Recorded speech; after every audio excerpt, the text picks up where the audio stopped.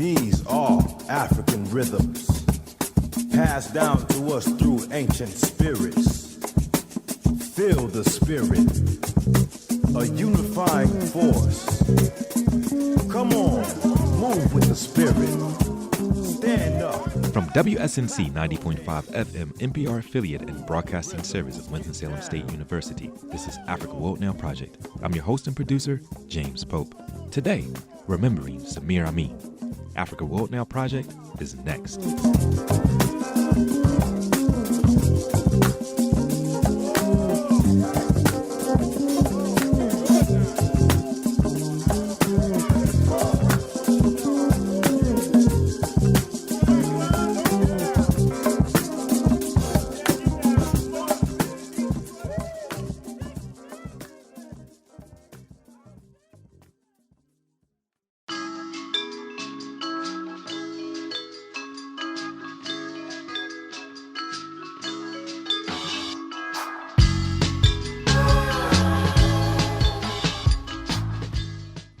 Samir Amin wrote in 2016 that partial awareness emerges from particular struggles. For example, from the struggles of peasants or women for the defense of human commons, or the struggle for respect of popular sovereignty. The progress of the convergence of these particular types of awareness would make it possible to advance towards the formulation of new ways to surpass capitalism. But note, increased awareness will not happen through successive adaptations to the requirements of capitalist accumulation, but through awareness of the necessity of breaking with those requirements. The most enlightened segments of the movement should not isolate themselves by brandishing their disdain for others. Rather, they should involve themselves in all struggles in order to help others to advance their understanding.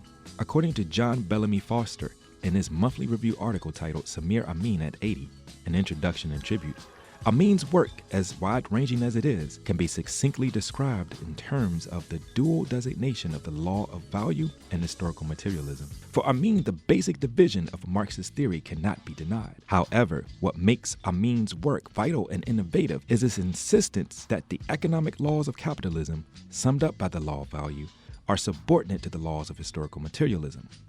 Economic science, while indispensable, cannot explain at the highest level of abstraction, as in mathematical equations, the full reality of capitalism and imperialism, since it cannot account either for the historical origins of the system itself or for the nature of the class struggle. Neither indeed can it present in a strictly determinate fashion the contemporary historical manifestation of the law of value, expressed as the theory of globalized value, which requires recognition of such factors as monopoly power and unequal exchange. At best, we can see value relations as historically transformed in ways that are less determinate than in the abstract models based on a freely competitive economy, but which are still subject to meaningful political economic analysis. Amin's analysis of the history of capitalism meshes with the conclusions that Baran, Sweeney, and Magdal have drawn from their analysis of monopoly capitalism. These include 1. Capitalism's tendency towards overaccumulation associated with problems of surplus absorption. 2. Stagnation as the rule and rapid economic growth as the exception under late capitalism. 3. The negation of free competition through the growth of monopoly capital beginning at the end of the 19th century. 4. The countering of stagnation in part through production centered in the state. 5. The recognition that the rapid growth of 1945 to 1975 was mainly the product of historical conditions brought into being by the Second World War, which could not last. And 6. The focus on the financialization, which emerged in the late 1970s and 1980s as a new, more potent counter to stagnation, inseparable from the survival requirements of the system. The theory of worldwide value is Amin's primary economic contributions, summing up as it does the system of unequal exchange, imperial rent that divides the global north and the global south. Today, the concentration and centralization of capital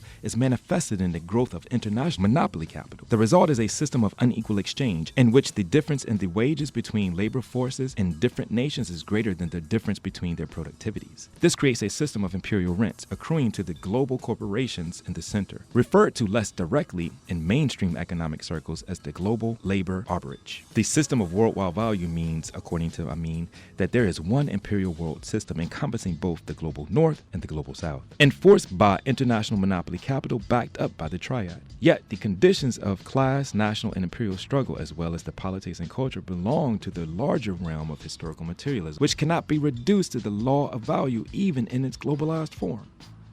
Indeed, attempts to reduce imperialism entirely to what are conceived of as narrow economic laws of pure capitalism and to suppose cultural universals of modernism led to fatal errors. The very term imperialism, Amin observes, has been placed under prohibition. Having been judged to be unscientific, considerable contortions are required to replace it with a more objective term like international capital or transnational capital, as if the world were fashioned purely by economic laws, expressions of the technical demands of the reproduction of capital, as if the state and politics, diplomacy and armies had disappeared from the scene. Imperialism is precisely the amalgamation of the requirements and laws of the reproduction of capital, the social, national, and international alliances that underlie them, and the political strategies employed by these alliances. Eurocentrism is an ideology expressly designed, Amin suggests, to deny the global division between center and periphery by proposing a single line of cultural development, one that describes modernity as the unfolding of natural capitalist impulses, and which makes Europe, which is seen as exemplifying these traits, into the only universal culture. In contrast, Amin proposes a history of civilization in which the accidental advantages of the West, arising from feudalism, a particularly backward form of the tributary mode of production that characterized all early European civilizations, led to the development of capitalism first in these societies. This then created a global rift, arising from the aggressive outward expansion of capitalism and colonialism. The rise of monopoly capital and imperialism from the late 19th century on consolidated a system of apartheid on a world scale, dividing the affluent countries of the North from those of the South.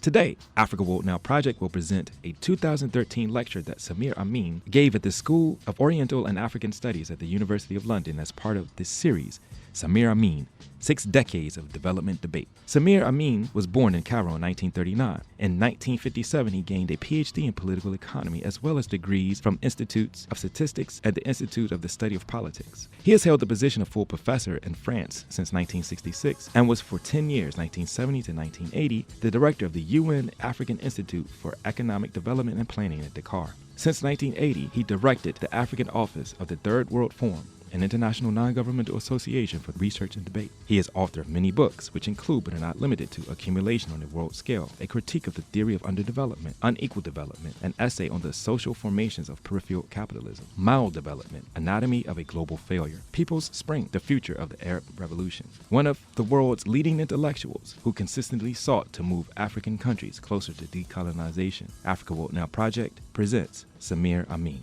Our show was produced today in solidarity with the Native, Indigenous, African, and Afro-descendant communities at Standing Rock, Venezuela, Corporation Jackson in Jackson, Mississippi, Brazil, the Avalon Village in Detroit, Colombia, Kenya, Palestine, South Africa, and Ghana, and other places who are fighting for the protection of our land for the benefit of all people. Enjoy the program.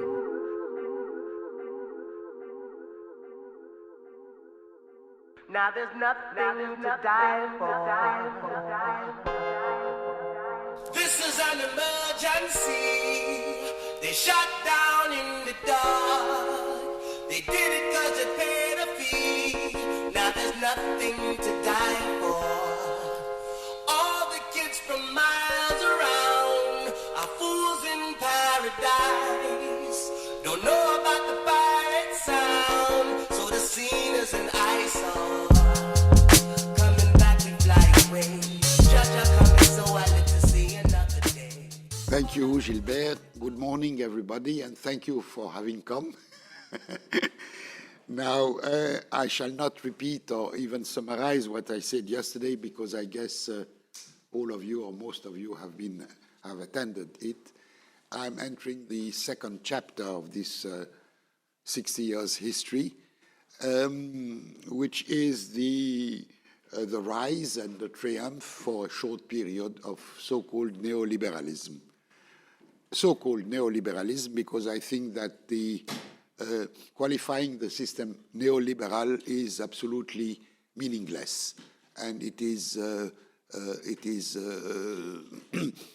ideological qualification, just as considering, for instance, Soviet Union as communist. One has to make clear what are the real fundamental important characteristic of that so-called neoliberal, just as one had to qualify to look at the reality behind the word communist. Without trying to a priori qualify good or bad or socialist or capitalist, which are very general embracing a lot of things which are which could be quite different and no less important. So, but how it came out, how and what it has produced.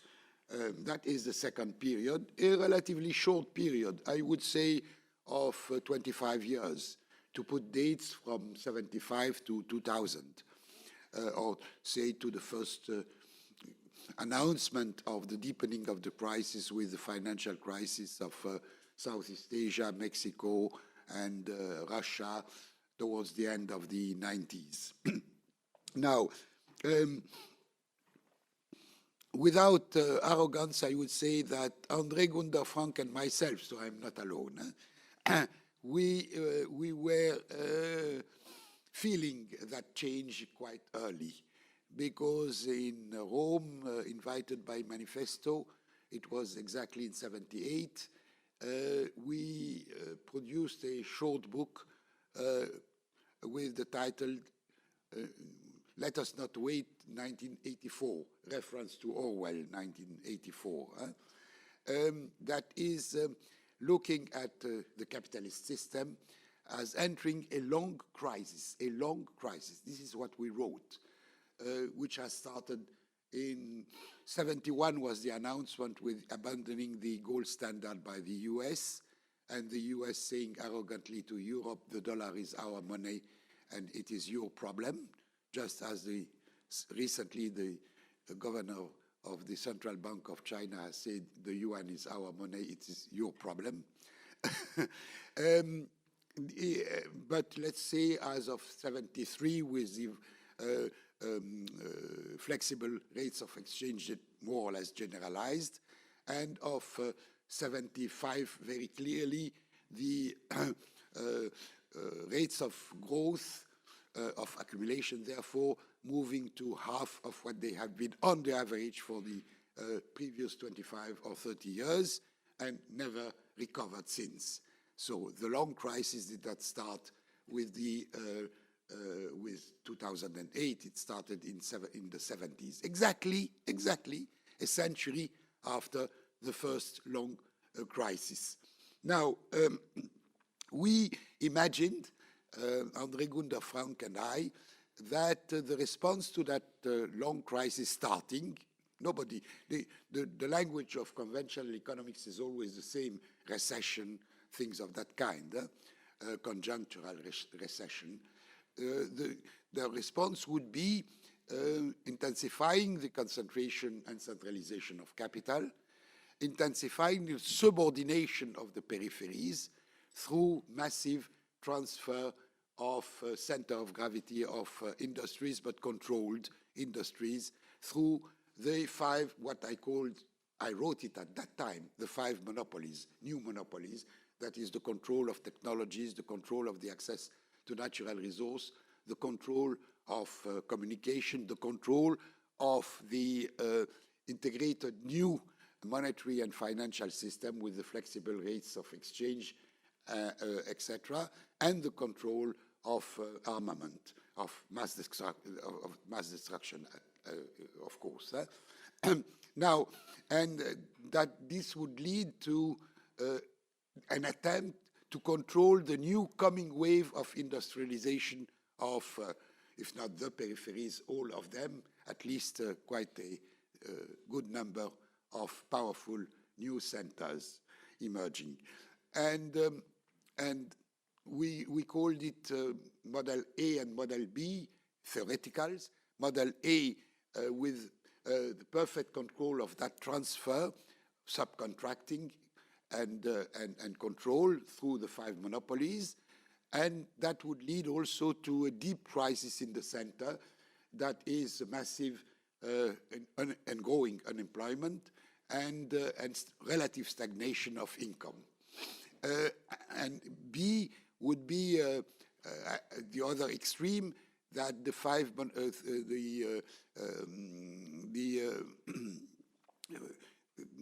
capacity of the emerging countries to get rid of that control of the five monopolies And then what is going to come out of that? A new wave of capitalism with center of gravity moving to other regions than historical imperialism, or a step on the long road to socialism.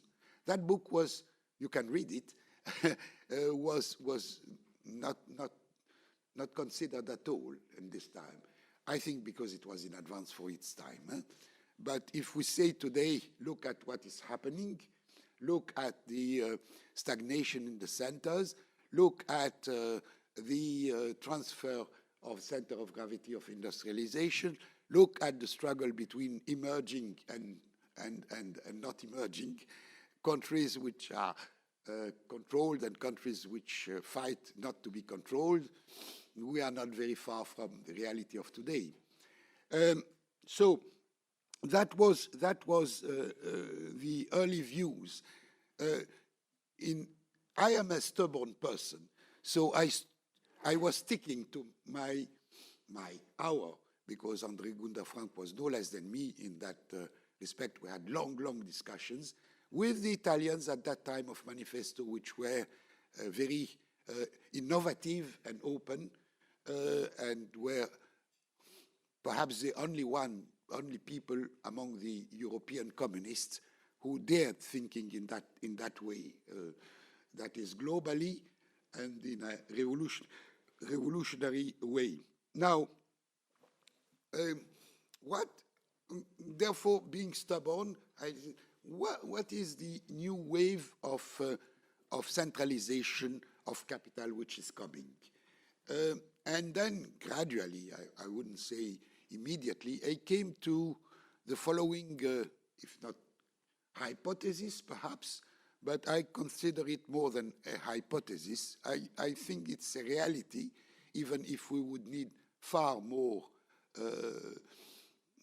observation research to make it more precise and perhaps to introduce a lot of nuances, as usual, needed. But still, that is in a short period between 75 and 90, 15 years, which coincide with Thatcherism and Reagan. But that is not pure chance, of course, it's logic, but which are not due to Thatcher and Reagan, but to the internal logic of monopoly capital reacting to the crisis. Centralization of what? During those 15 years, and that has been observed by a lot of economists, merging companies and so on, all sorts of things of that kind, the rise of pension funds, which existed before, as enormous provider of finance, etc., etc. What my point is that what has happened is a centralization of the control of capital, and I am insisting on that, not of the property of capital, of the control of capital. And I give the obvious example of pension funds, which juridically are the property of the millions of workers, but which de facto is the property of the financial capital which manage it. Centralization of the control of capital. And I submit that this has led in a short period to a qualitative change in monopoly capital. Now, I discussed that basically with the team of Monthly Review, particularly Paul Sweezy and Harry Bagdoff, before they died, and then with John Foster. But they also were among the few people at that time, the few Marxists say, and nobody else was interested in that question, of this new level, higher level of centralization of control of capital. Now, I formulated it maybe 10 years or 15 years later by qualifying it and then I shall qualify the system as generalized, globalized, financialized monopoly capital. It's a little long, but that is the reality, in my opinion, not neoliberalism, which is the very superficial naming. And we ought to, therefore, specify what are the characteristics of each of those qualities, generalized, what I mean by that, etc. Now, generalized in the sense that, of course, monopolies or oligopolies existed before, since 1 century, and were important, perhaps even were decisive in the designing of economic policies of major imperialist countries, but there was a vast area of economic activities, capitalist economic activities, which were relatively, or to various degrees, autonomous or independent from monopolies. And there was little interconnection between the monopolies in the various areas. For instance, car industry were monopolies, or I don't know, another sector. Very few interaction, except through the generalized market, of course, but that is superficial. To a system in which there is almost no more, perhaps I'm exaggerating a little, but not much, I think, no more autonomous activity. That is, all production activities of goods and services are completely controlled by this centralized monopoly capital. This is why it is generalized, in the sense that it controls the whole productive system. The whole productive system is controlled by them. Upstream and downstream, allowing,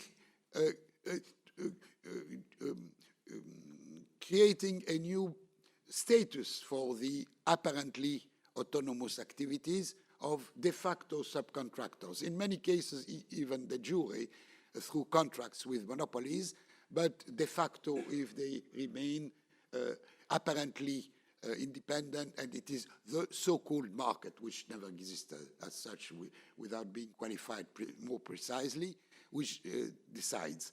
That is upstream, the monopolies. And you take a very good example, which is the agricultural, modern agriculture, family farming in the Western countries, in the US, in Canada, in Western Europe.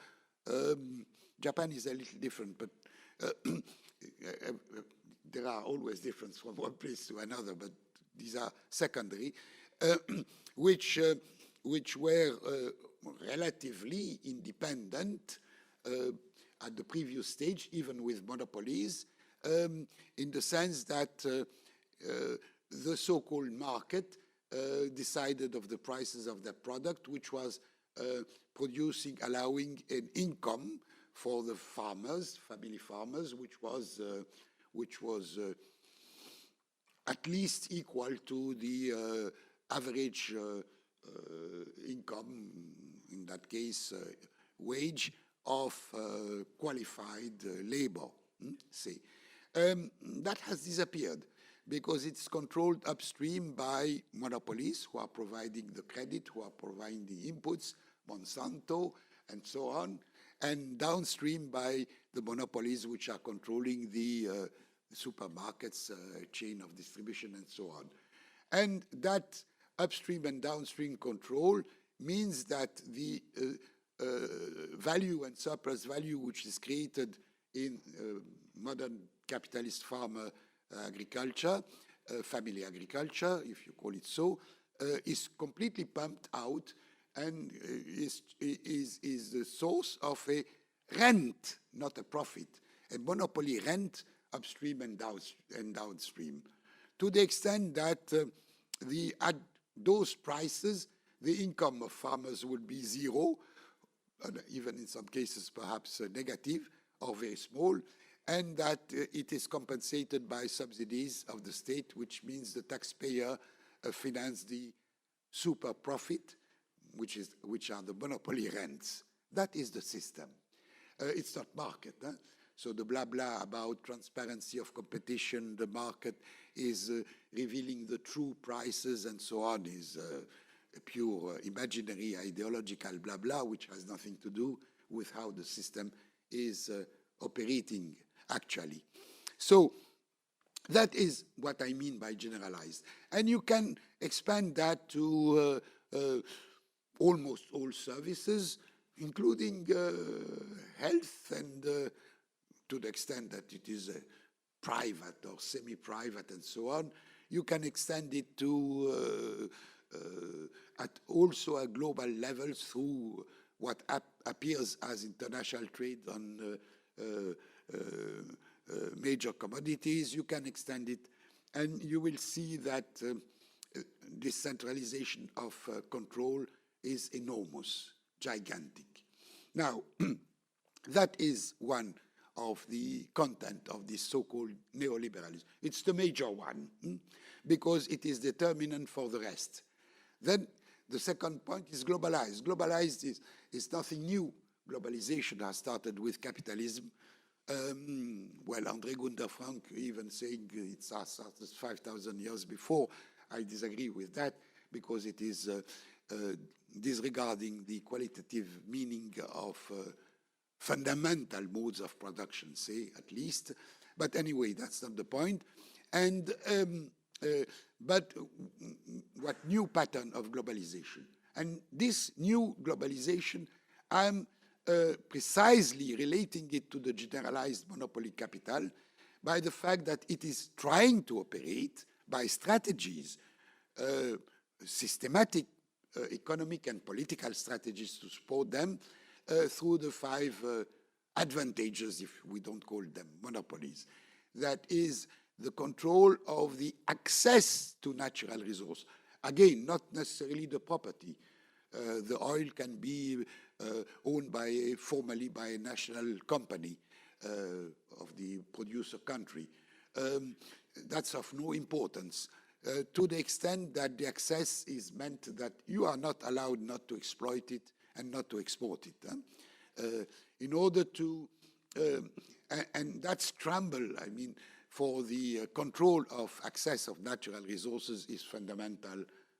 Well, perhaps it's not new because it has been important before also, but it's fundamental in the new geopolitics.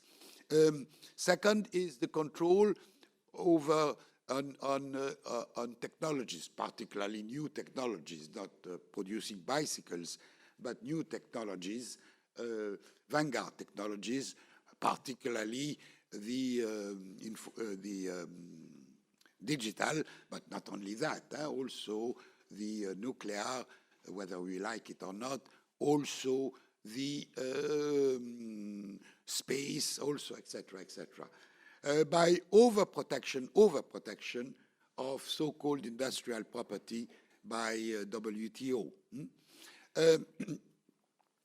The control of, that is, medias and communications, and therefore information, and shaping the mentality of people, etc., etc. The control, and this is an important point to which I will come back tomorrow, this afternoon, I mean, the control of the integrated financial and monetary system, because that means the control of mass capital. I mean, the access to mass, even if you, poor chap, wants to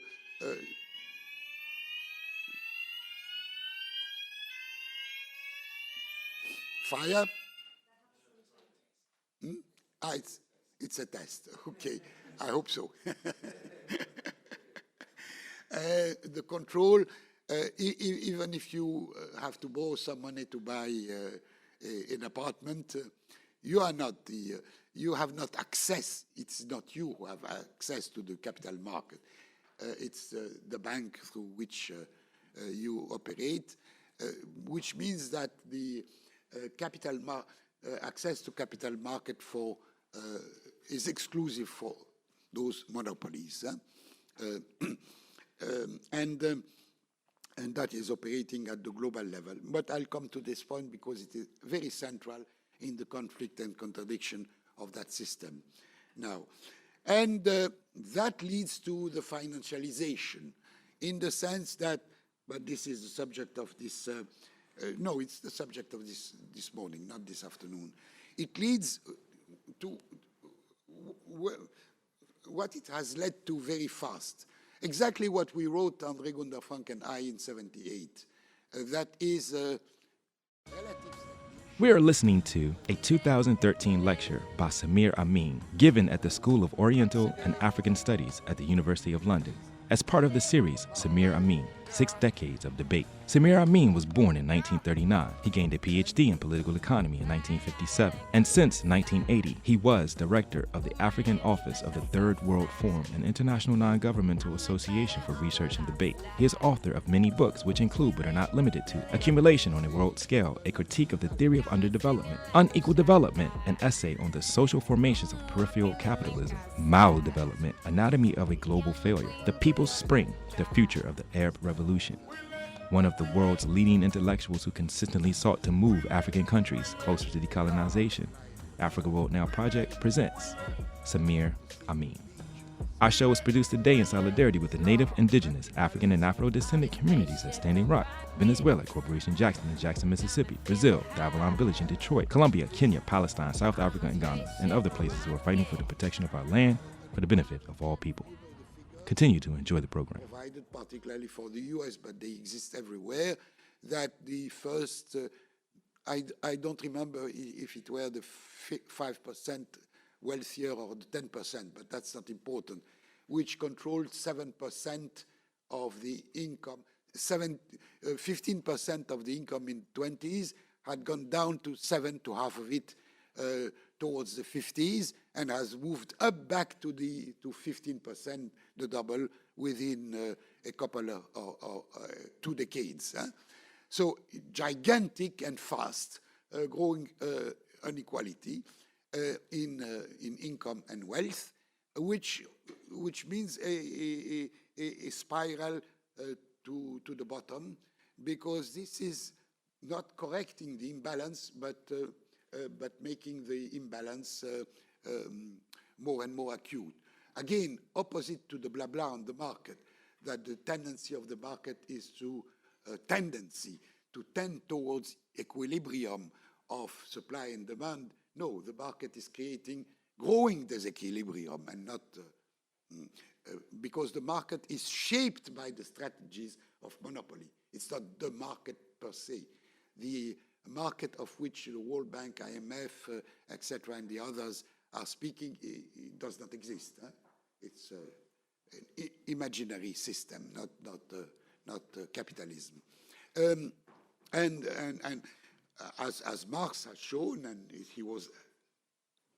he is the only one who has shown it, the system moves from disequilibrium to disequilibrium without no tendency to tend towards an equilibrium. Now, the two only anti-Marxists who try to prove the opposite seriously, not the ideological blah blah, deciding a priori that the market is not that, were Walras in the 19th century and Sraffa in the 20th. It's not a pure chance that none of them was Anglo-Saxon. Both of them, one was Franco-Swiss and the other was Italo, even if he were living in Britain. That attempt to prove that the market would tend to that, they failed. They were honest enough, contrary to the conventional economists, to recognize it. Anyway, I think I said it yesterday. If you take the case of Sraffa, production of commodities by commodities, it's nonsense, because you can put on the ground all the ingredients for production, including the wage goods, and leave them on the ground. Nothing will happen except that they would get wasted by time, if not introducing labor. It's production of commodities with commodities by labor and not by commodities.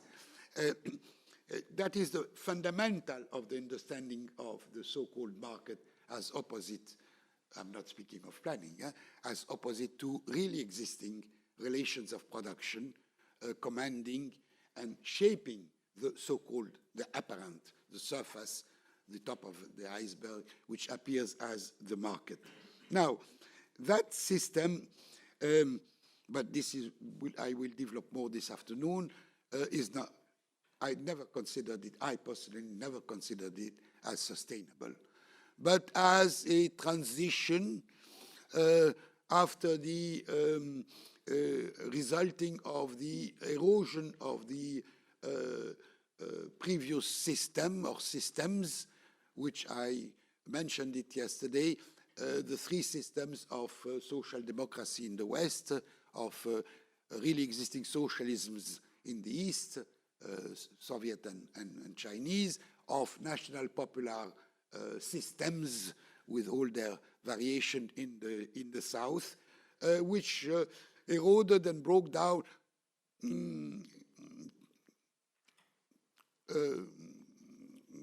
at the same time and together. I mean, the stupidity of the Social Democrats was that to think that the defeat of the communists would be their victory. It meant the defeat of the cousins and then of themselves a little quickly after. That their strength was associated with the strength of the alternative model, if we call it so, or alternative force or other force, questioning capitalism or questioning the control of capital, which was the really existing socialism. And then, we can call it their suicide, moving from social democracy to social liberalism and disappearing as such, making that, and making no difference between left and right, which had a meaning before. And the Soviet relatively brutal breakdown, but after a long decline during the 80s, I mean the Gorbachev time, and the move after the death of Mao through Deng Xiaoping to a new vision or a new strategy for China, and the gradual, and there it took different forms for the South. In some cases, it was really a coup d'etat and a return to neo-colonial, if we call it so, regime. In other cases, particularly with respect to the Arab countries, and that is important to understand what is happening now, that the same ruling class, which had been national popular, in order to remain in apparent power, moved, they decided themselves to move to, or they accepted to move to neoliberalism, to submission, in order to remain in power. That was the infitah of the Arab countries, which was led by the those who inherited Nasserism or Boumediene or the old Baas of Syria and Iraq, and therefore created the conditions for what happened later, the explosion or the popular revolts. So it took a number of forms. That is very important to look into, of course, and I don't have time here. I just mentioned the rough lines, but case by case. But we have to have some overall vision. Now, that is that is the meaning of financialization, because due to this spiral and growing imbalance, the only alternative investment, since investment cannot go in the widening and deepening of the productive system, in spite of its being to various degrees associated with the higher growth in the peripheries, in some peripheries, which is partly an outlet for investment, but very small if you look at the figures as compared to the moving out into financial investments. That is precisely speculation made possible by the flexible rates of exchange, made possible by the so-called independence of the central bank, which is meaningless, empty of any meaning, all that, with the future markets, etc., etc. Now, there are people who are saying that it is the invention of those techniques which have made it possible. My tendency is to say the opposite. Something is invented when it is useful, when it has to be invented, particularly in areas such as credit formulas, says, and so on. The Venetians had invented things which were useful in their time, while the modern people are no less clever. They invent what is needed. Foster has shown, I think, and he's one of the few who has shown that this is bound to move from bubble to bubble. This is why after the subprime, we had the bubble of speculation on commodities, on food, on fundamental minerals, copper. You know, if you look at the figures, it can be, the price can be, so-called market, multiplied by 3 within a few weeks, and stand at high level for some time before moving back down, a little down, and so chaotic. But this chaos is not the chaos produced by the so-called market.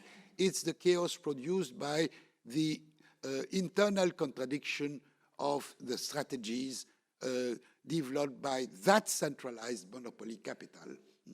But that centralized monopoly capital, that generalized monopoly capital, it's its internal logic. Now, that also has enormous political consequences or dimensions of political and social. One is the change of the pattern of the bourgeoisie. Now, throughout history, one may say, and particularly throughout European and North American history of the 19th century and half of the 20th century and more, and the bourgeoisie, were to be counted by millions and millions and tens of millions, not thousands of hundreds of thousands. Second, they were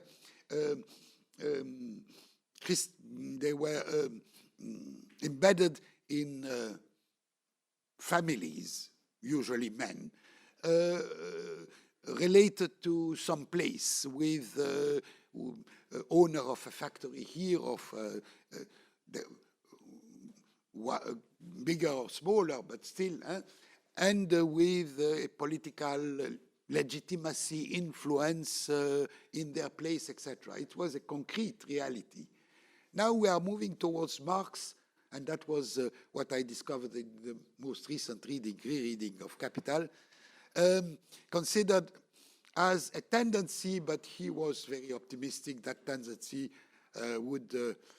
things would change before, of the rule of abstract capital. That is, who is the owner? It's a meaningless question. When you said in the 19th century, who is the owner of that factory, you could designate a person, a man, a house, somewhere. Now, abstract capital. But this abstract capital is managed by really I don't like the word plutocracy because it has been used by the fascists, but it is the reality today, by a handful of people who decide. Now, that is a gigantic change. I would say cultural in the good sense of the word, and political, of course. And this is also the objective reason for the disappearing of the meaning of the historical meaning that it had of left and right within the bourgeois democracy of the previous stages, compelling capital and labor to come to historical compromises of one kind of another, etc., etc. It's the end of it. The other aspect of that abstract is collective imperialism. I mentioned it, I think, yesterday, answering one question, which was in advance because I had it in mind for today. That is the reverse of the relation between internal, let's call it national market, and global market. That is competition, in lato sensu, not the market meaning, between monopolies and where basically deploying at national level, and the winner would be the one who would penetrate the global market. Now it's reversed. It's the one who penetrates and partly control or have access to the global market, which turns to be also the winner at national level, if we call it so. Now, that is the objective basis for that collective imperialism of the triad, which was not the product of the Cold War and of political alliance against the Soviet Union and communism, but which is the product, more important. That aspect did exist also, of course, but it is, in my opinion, secondary. The main aspect was the change at the root of the level of centralization of the control of capital. This is why, and I would conclude that part of my presentation of this morning. I will still take some 5 or 10 minutes by what I think I said yesterday, because the question again was ahead of time. It's not what appears to be the so-called tyranny of the markets. No, it's the tyranny of that plutocracy. Oligarchy, call it, if you don't want to say plutocracy, which are developing strategies which shape the markets. And therefore, it's their tyranny and not the tyranny of market per se. And the opposing market and planning is a good way of escaping the real problems, and moving the debate to a abstract ideological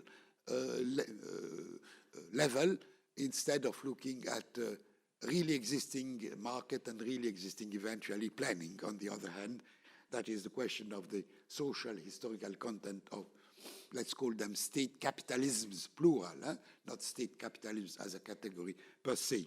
Now, that system has moved through, has been, as I said, not sustainable, but apparent glorious victory, which the glory of the victory was exaggerated also because it coincided with the breakdown of the Soviet Union, 1990, say, opening a new era which Giovanni Arrighi and myself qualified La Belle Époque, because it was repeating exactly the nonsense which was said in the first Belle Époque, that is the victory of, in response to the first long crisis of first age of monopoly capital, first age of globalization, first age of financialization. At the time, it was called in French La Belle Époque.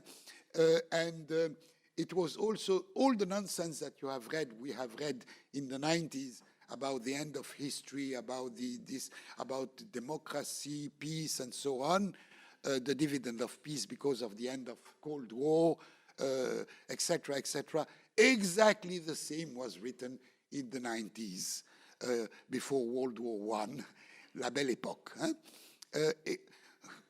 Curiously, almost a century later, because it was between 1890, the 1890s, the rapprochement, the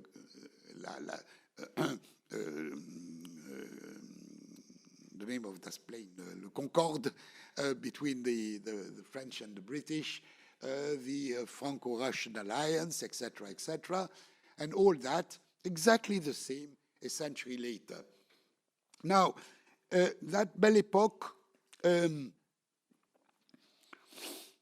went on for 10 years, 20 years, very, very short period in history, with exaggerating all the, making worse and worse every day, all the characteristics of that new pattern of generalized monopoly capital that is increasing inequalities, not peace but wars, local but important still, starting exactly in 91 with the first or the second Gulf War, depending on how you qualify the Iraq-Iran war, the Kuwait war, say, and etc., etc.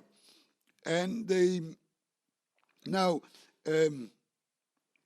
that created, that was an era of apparent, but I'll come this afternoon on more qualifying more, this apparent recolonization, recompradorization.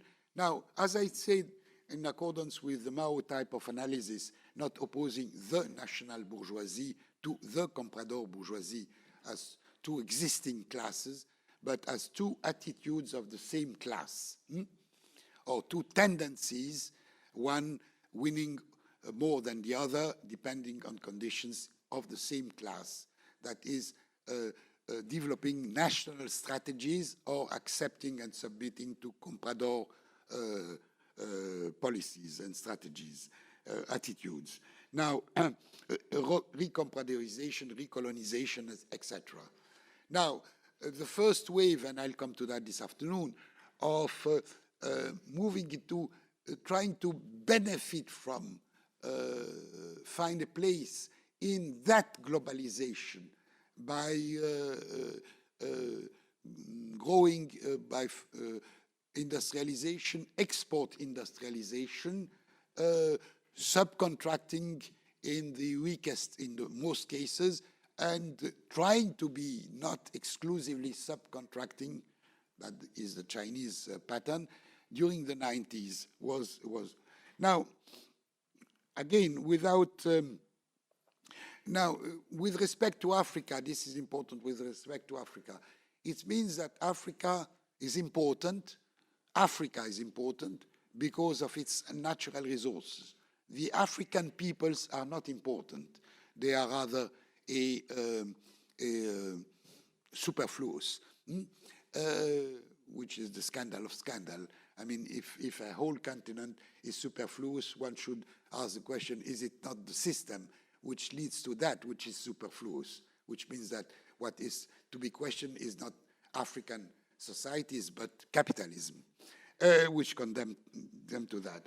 Now, I've said a word about whenever the ruling classes or the ruling power, and this is again Mao, the state meaning that those who have, if not the monopoly, who have the decisive position in ruling the society, ruling the politics, ruling the state, tend to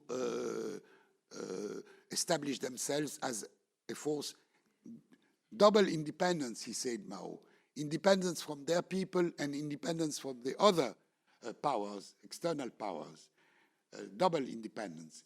As far as possible, independence from their own people, including if they have been the product of a true people's revolution, which is the case of China at least, but also of others to various extent, to become independent of that, and also independent, that is national from imperialism, that is an attempt to move out of precisely the 5 monopolies or the 5 advantages that I mentioned.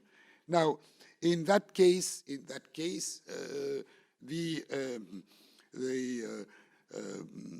this ruling class become, I call it a comprador state.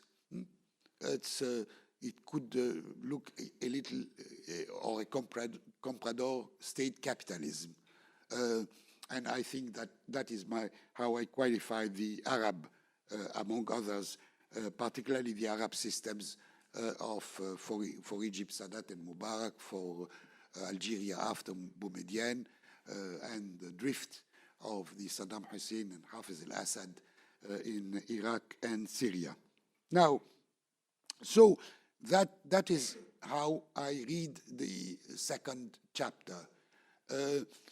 I was asked exactly in 2002, because I was writing that this system is unsustainable at the time where the fashion was, it's capitalism forever, capitalism is a flexible system which can adjust to any change, etc., all this kind of literature, that it is not. And I wrote the financial side of it. It's Achilles' heel, and it will start falling apart by and through what will appear as financial crisis. I was laughed at.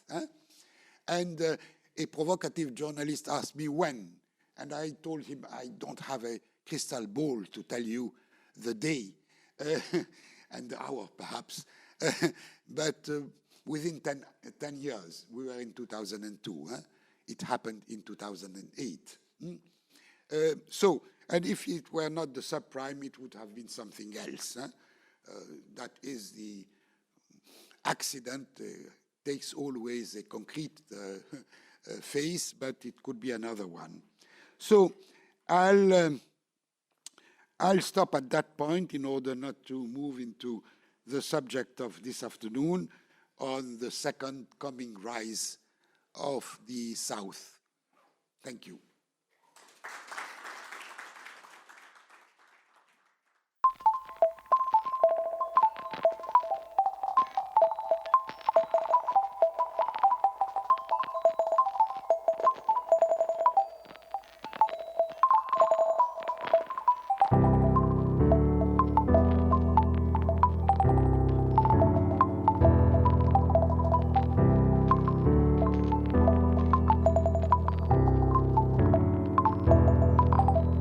Just $1 below 10K, that's the amount I'm flying with. One more buck and the Lord comes out and you all wanna know about why I'm rich. I'm not rich, I'm just on the way back to the land where they need this grip.